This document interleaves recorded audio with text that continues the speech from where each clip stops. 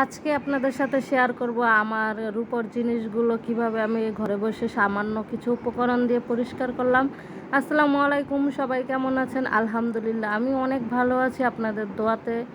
এই আমার কিছু রূপোর জিনিস, এগুলো আমি আজকে ঘরের সামান্য কিছু উপকরণ দিয়েই পরিষ্কার করব।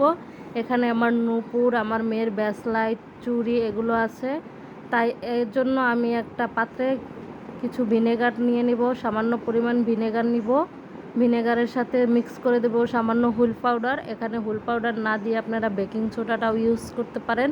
আমার বাসায় বেকিং সোডা নাই, তাই আমি এখানে হুইল পাউডার দিয়েছি। এই হুইল পাউডারের সাথে এগুলো মিক্স করে মিডিয়াম আছে এগুলো গরম করে নিব।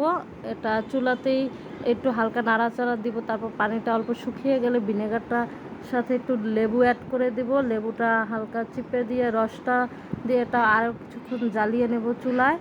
এই তো শুকিয়ে গেল অনেকটাই। তারপর এগুলো তুলে নিব, তারপর একটি নষ্ট ব্রাশ দিয়ে এগুলো পরিষ্কার করে নিব। হাতে করে হালকা পরিমাণে ঘষা দিলে এগুলো পরিষ্কার হয়ে যাবে। মানে ময়লাটা অনেকটা উঠে গেছে, তারপর কিছু সামান্য আছে, এটা ব্রাশ দিয়ে পরিষ্কার করে নিব।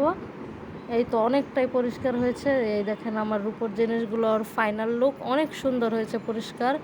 পরিষ্কারটা ভালোই হয়েছে। এগুলো দোকানে দিলে 100 টাকার উপরে নিত, তাই আমি ঘরের সামান্য উপকরণ দিয়ে পরিষ্কার করে ফেললাম। এটা আমার মেয়ের ব্যাসলাইট, অনেক সুন্দর ব্যাসলাইটটা। এটা আমার নূপুর, আমার মেয়ের চেইন আছে। এই তো আমার মেয়ের চেইনটা অনেক পরিষ্কার হয়েছে। চেইনটা এই হলো চেইনের লকেট, আল্লাহ লেখা, মাশাআল্লাহ অনেক সুন্দর পরিষ্কার হয়েছে।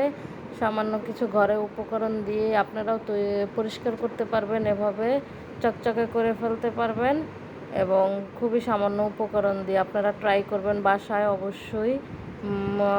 সবাইকে ধন্যবাদ, সবাই ভালো থাকবেন। আল্লাহ হাফেজ, টাটা।